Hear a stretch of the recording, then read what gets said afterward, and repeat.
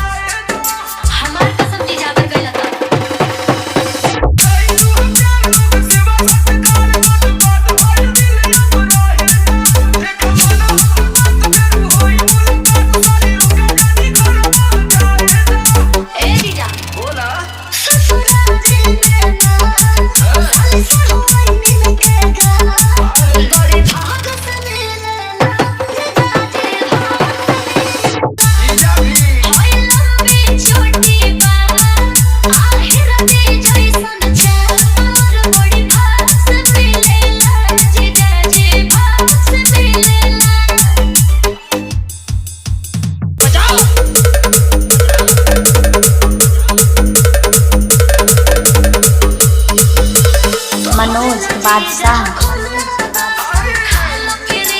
काशीपुर। अब तोरो व्यवस्था करे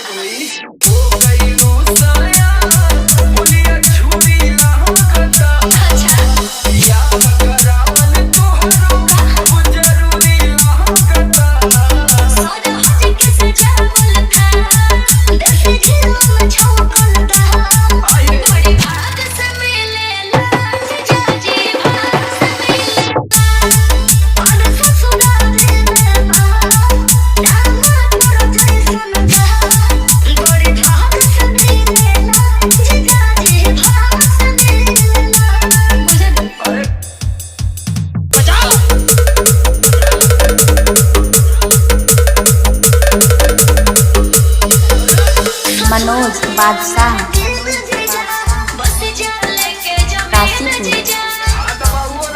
घरे से चली दे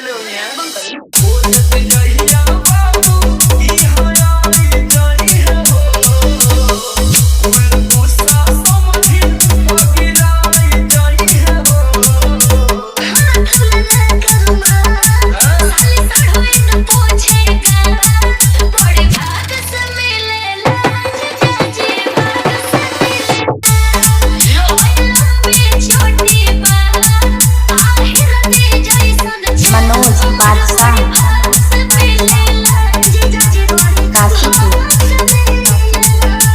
चला जब इतना सिफारिश करत हूँ लोग तो आज रुकी जाती। लव यू जीजा। लव यू टू साली जी।